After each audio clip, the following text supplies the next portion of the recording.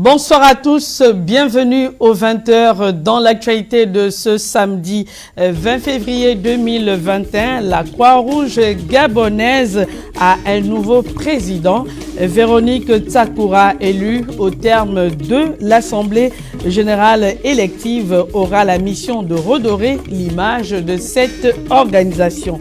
Nous parlerons également du lancement de l'étude d'évaluation environnementale et sociale initiée par la Société de l'évaluation des politiques publiques financée par la Banque mondiale.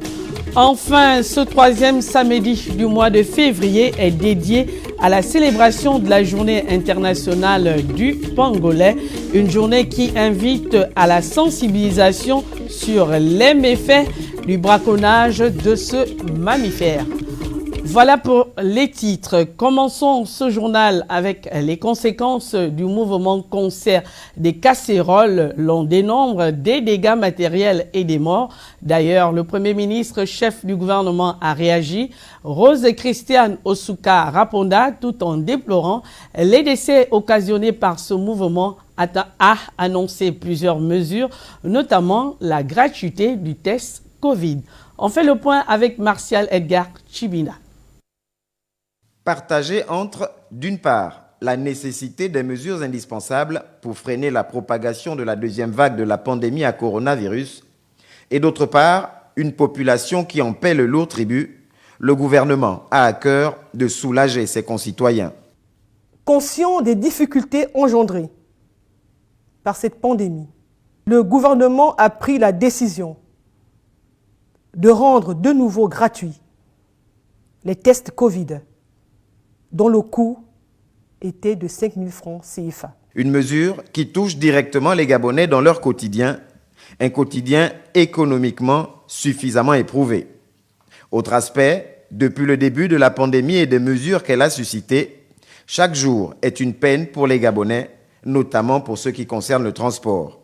Par ailleurs, pour faciliter les déplacements des populations, le gouvernement a augmenté le nombre de bus en circulation et prorogé la mesure de gratuité des transports.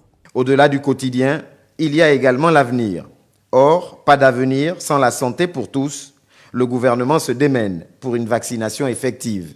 Des accords ont été trouvés pour un approvisionnement, et cela dans les meilleurs délais, de doses de vaccins, notamment le Sputnik 5, développé par la Russie, dont les résultats sont probants. La campagne de vaccination nous permettra de réduire considérablement les contaminations les plus graves et de reprendre le cours normal de nos vies. Pour ce faire, la responsabilité individuelle et collective doit être de mise.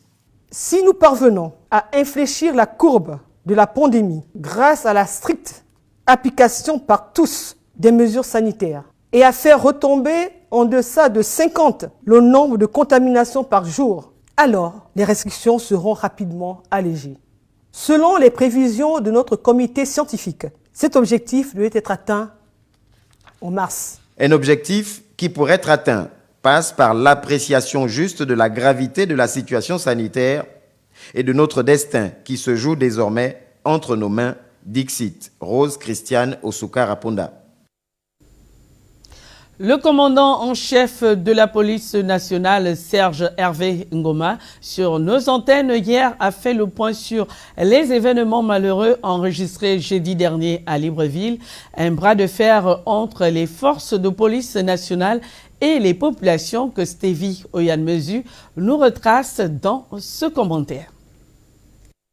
Le jeudi 18 février 2021, la date rappelle désormais un mauvais souvenir. Le Gabon perd 2 de ses enfants dans des conditions assez regrettables. Un mouvement baptisé le concert des casseroles vire au vinaigre. Les personnes qui ont violé le couvre-feu et dressé des barricades sur la voie publique ont accueilli les forces de l'ordre par des jets de pierre, de cocktails Molotov ou encore de barres de fer. Forces de l'ordre et population s'affrontent. Si dans un camp, la mission première est claire, veiller au respect de l'heure du couvre-feu et faire respecter les mesures barrières. L'autre camp, lui, tient à faire comprendre au gouvernement les difficultés quotidiennes qui découlent de la dite décision. Résultat de course, trouble à l'ordre public.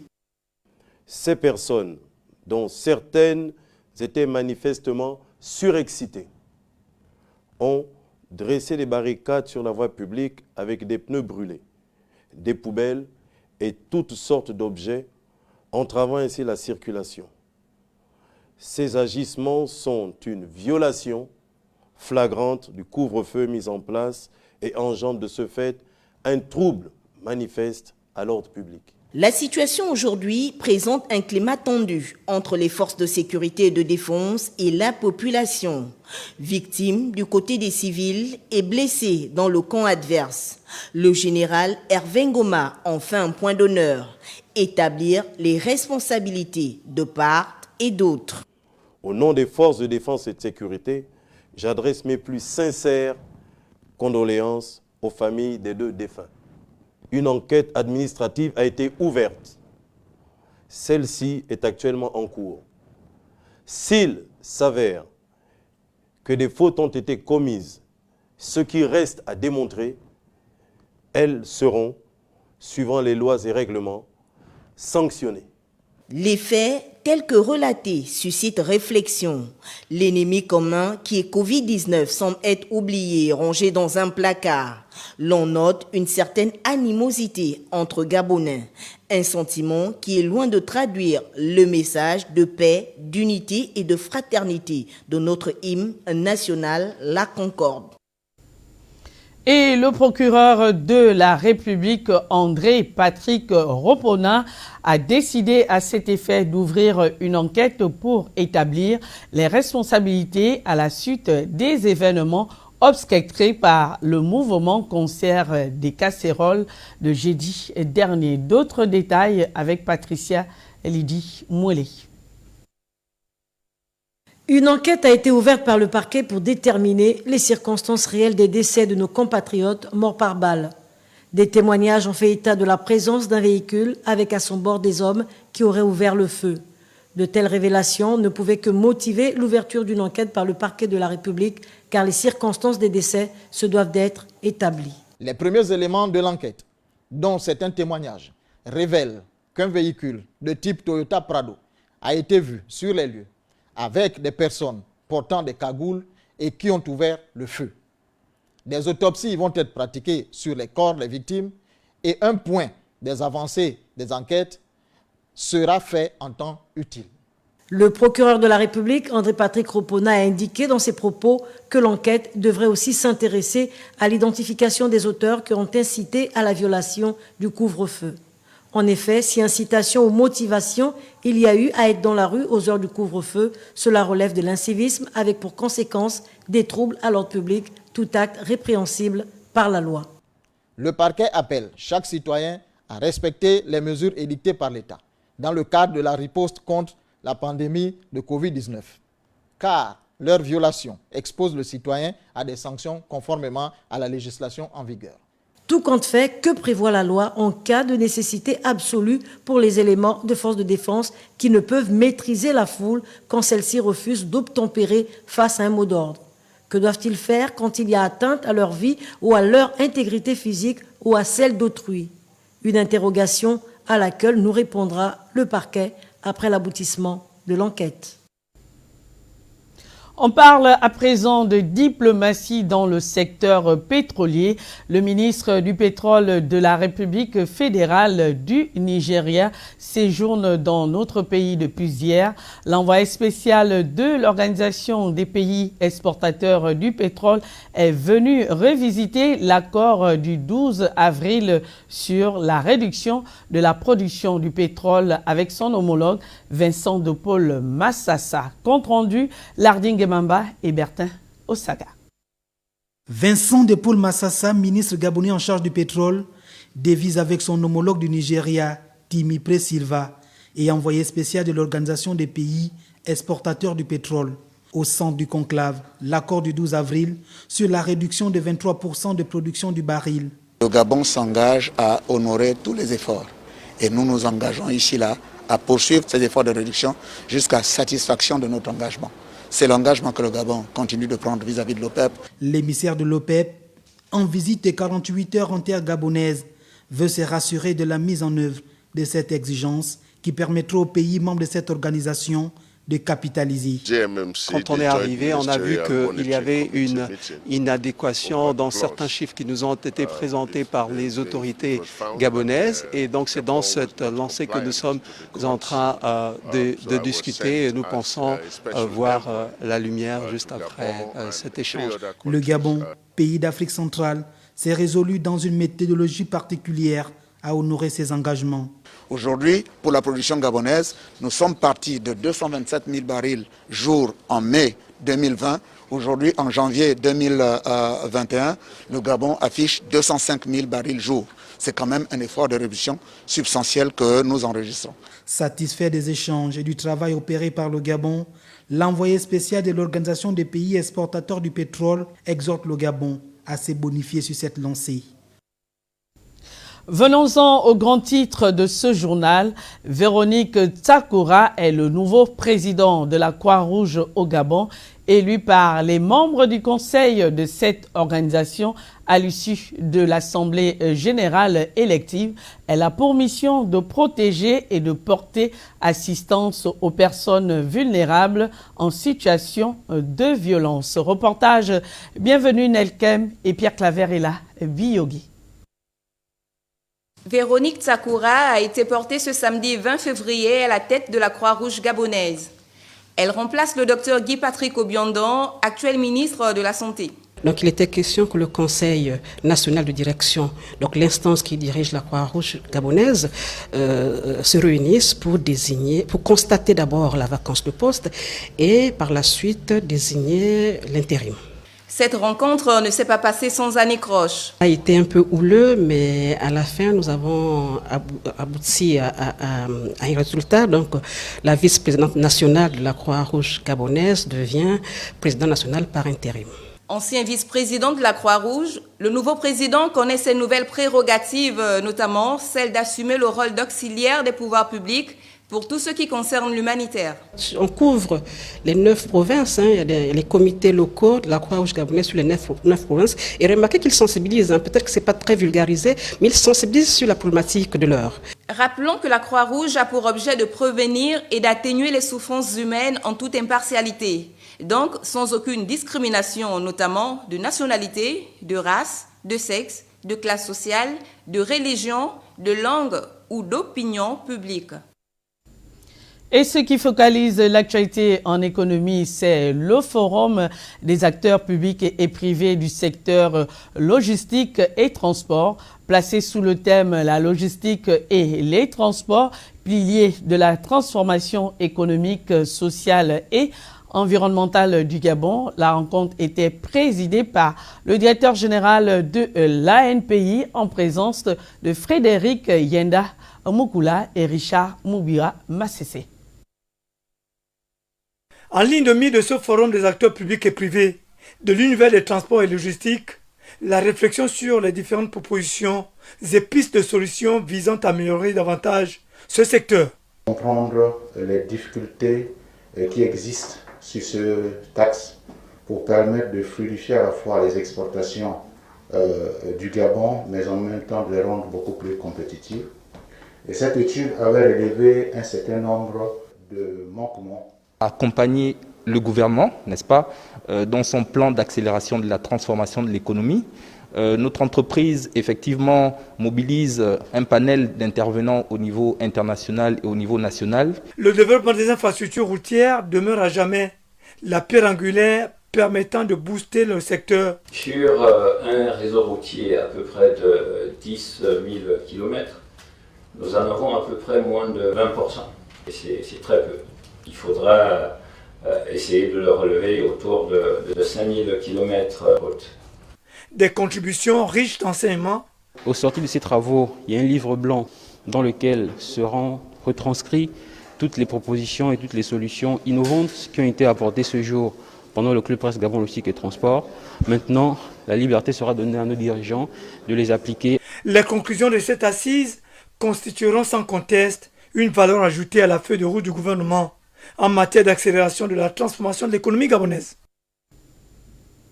Face à la recrudescence des grèves dans le monde du travail, le Gabon a initié depuis 2015 les dialogues sociaux afin de produire un code du travail qui intègre les revendications des partenaires sociaux. 6 ans après, les réformes commencent à produire des fruits. On fait le point avec Guy Frendombian. Le projet de réforme du Code du travail est le résultat de nombreux échanges et de rencontres entre le gouvernement, les travailleurs, la confédération patronale et les partenaires sociaux. De 2015 à 2020, on compte 3 assises qui ont permis de déboucher sur des innovations majeures telles que la suppression des inégalités du genre, l'ouverture du marché du travail formel à de nouvelles catégories de travailleurs, la protection des travailleurs en situation de précarité, l'apprentissage, l'insertion professionnelle des jeunes, la flexibilité de la gestion du temps du travail et le dialogue permanent. Des avancées qui, entre autres, permettent au Code gabonais du travail de s'arrimer aux évolutions de la législation internationale du travail et d'anticiper sur des éventuelles tensions qui pénalisent parfois le pays. On s'intéresse maintenant à la Société de l'évaluation des politiques publiques qui vient de procéder au lancement de l'étude d'évaluation environnementale et sociale. Lancé au cours d'une conférence de presse, ce projet est financé par la Banque mondiale.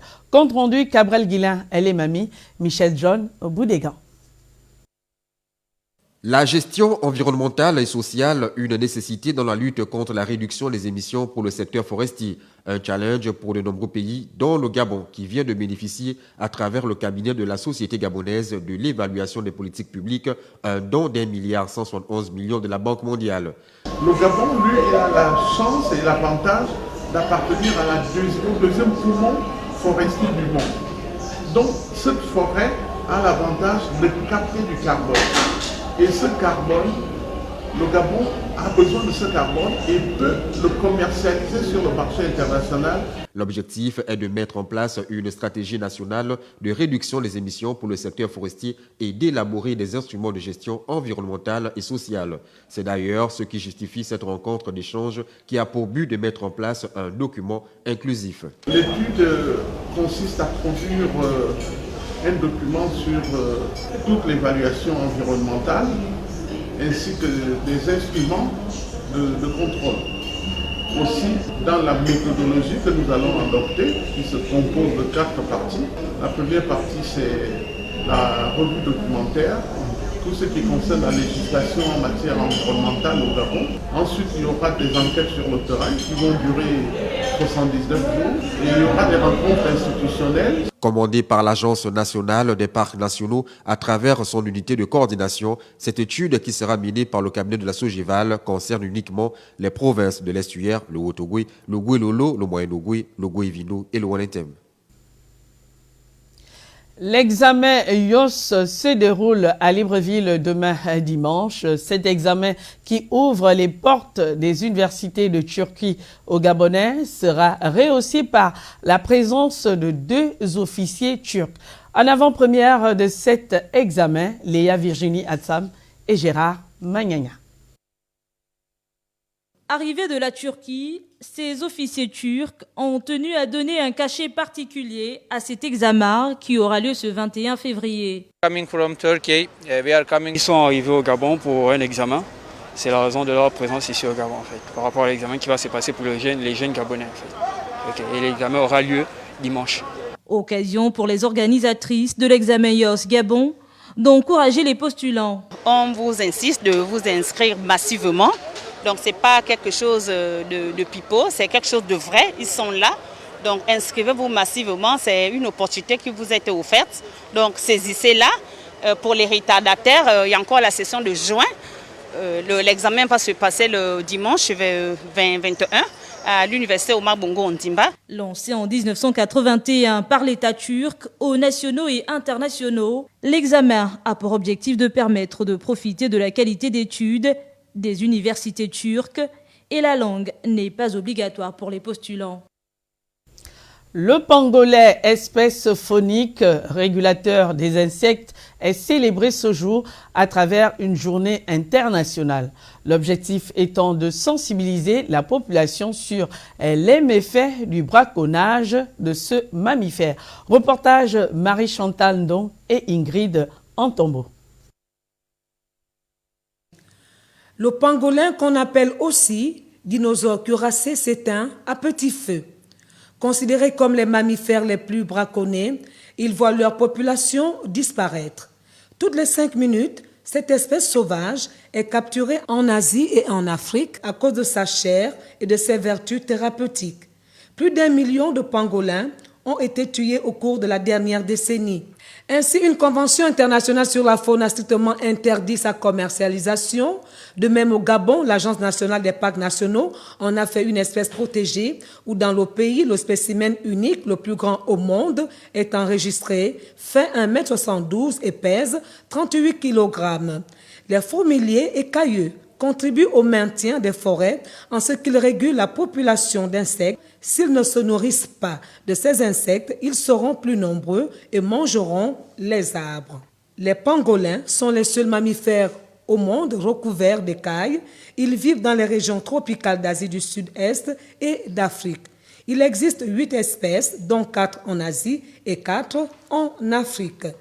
Au-delà de sa chair dont raffolent les populations et des trafics de tout genre liés à ces écailles, l'hypothèse selon laquelle le pangolin serait le vecteur du SARS-CoV-2 à l'origine de la COVID-19 qui sévit dans le monde, on s'interroge sur la survie de cette espèce dont on pourrait prendre à partie.